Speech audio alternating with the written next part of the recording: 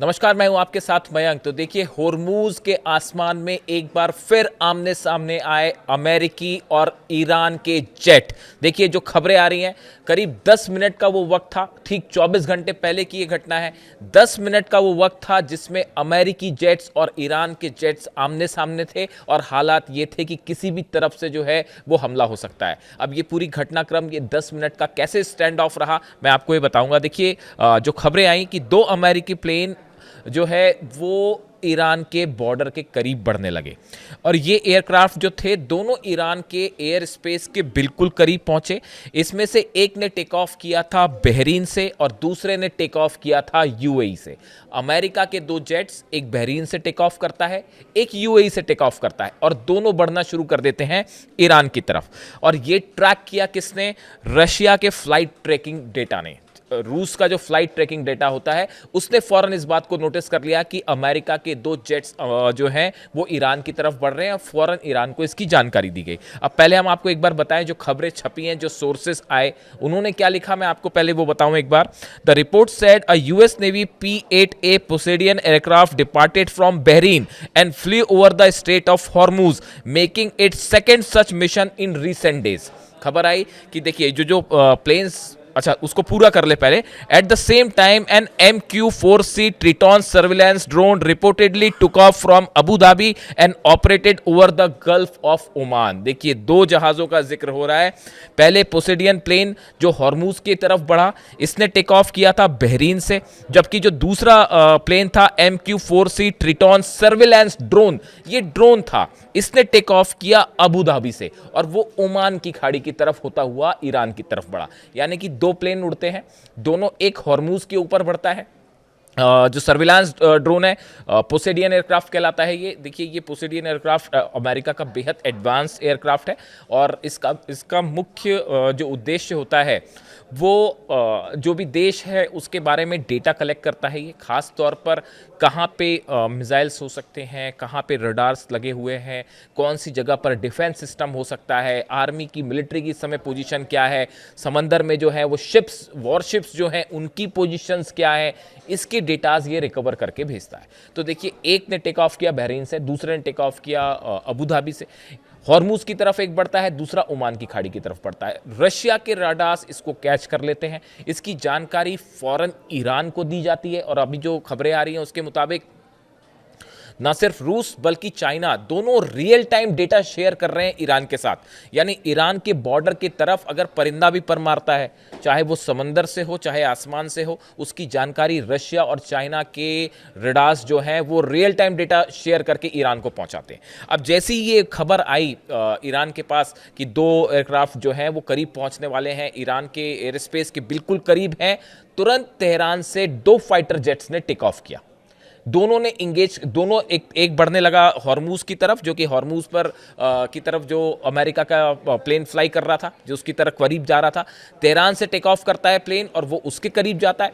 दूसरा ओमान की खाड़ी से होते हुए जो ईरान के बॉर्डर की तरफ बढ़ रहा था, एयर स्पेस की तरफ बढ़ रहा था, उसको टेक ऑफ करने के लिए, उसको एनकाउंटर करने के लिए जो है दूसरा प्लेन जो कि तेहरान से टेक ऑफ हुआ वो उसकी तरफ बढ़ने लगा। यानी देखिए, चंद मिनटों के अंदर ही, जैसे ये जानकारी आती है, सिर्फ मिनटों का खेल था ये, कुछ ही मिनटों के अंदर रूस ने जानकारी दी और बिना देर गवाए तेहरान से जो है फाइटर जेट्स ने टेक ऑफ कर दिया। जो डिफेंस सिस्टम्स हैं वो तो लगे हुए हैं, लेकिन ये तीसरा मौका है ऐसा। मैं पहली 2 बार आपको अपने वीडियो में घटनाएं बता चुका हूं कि कैसे एक बार F-15 जेट ने बहुत करीब आया ईरान के, यहां तक कि उसने सिग्नल्स भी दिए कि मतलब अपनी आइडेंटिटी भी डिस्क्लोज की थी F-15 जेट ने। वो उसने टेक ऑफ किया था जॉर्डन से और वो बहुत करीब गया ईरान के, उसने अपनी आइडेंटिटी भी रिवील की कि मैं अमेरिका का F-15 जेट हूं। मतलब देखिए, जो प्लेन्स होते हैं उसके जो पायलट्स होते हैं वो कई बार, ये एक वॉर टैक्टिक्स होती है, उसमें अपनी आइडेंटिटी चाहे तो वो रिवील कर सकते हैं।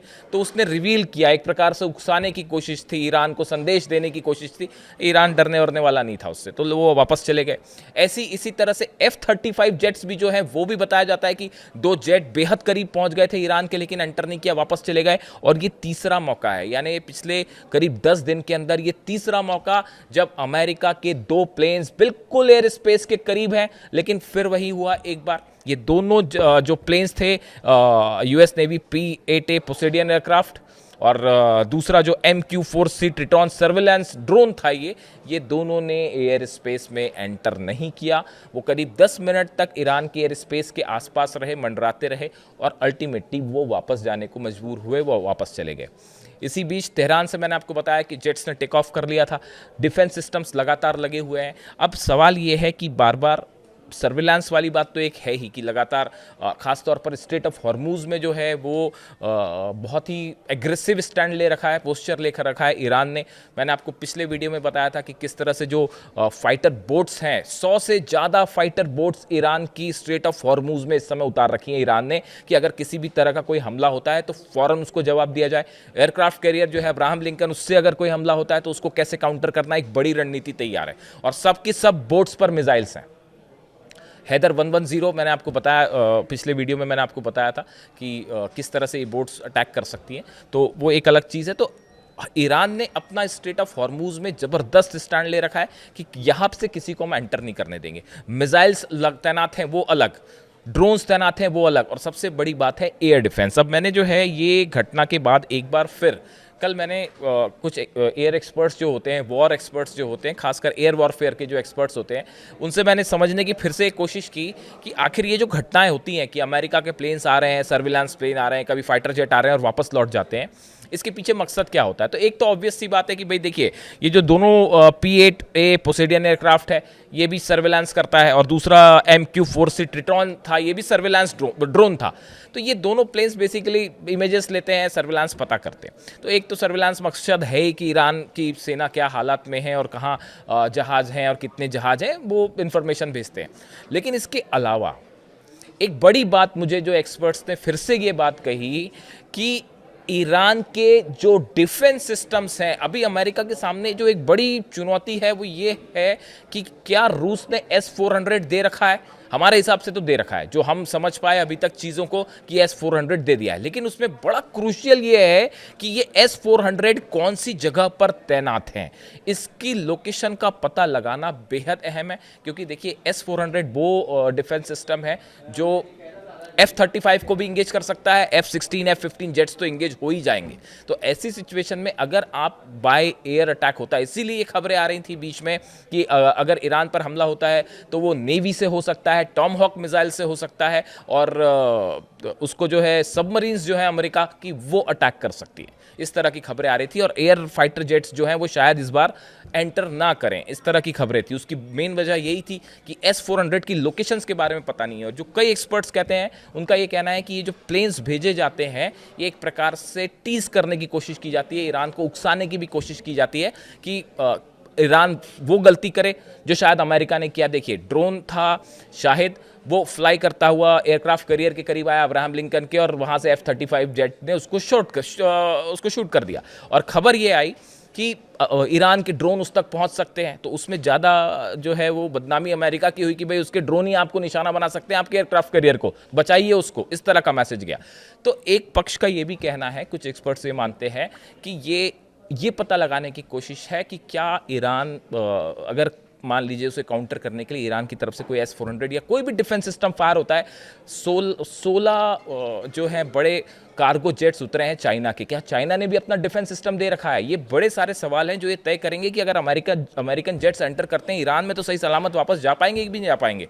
तो इस सूरत में ये कोशिश है कि कहीं ईरान ये गलती कर दे कि कोई एक डिफेंस सिस्टम फायर कर दे, उससे ये अंदाज लगेगा कि भाई कहाँ कहाँ इनके डिफेंस सिस्टम्स हो सकते हैं, और क्या चाइना का भी डिफेंस सिस्टम है, क्या रूस का भी डिफेंस सिस्टम है, तो शायद अमेरिका अपनी रणनीति ही बदल दे।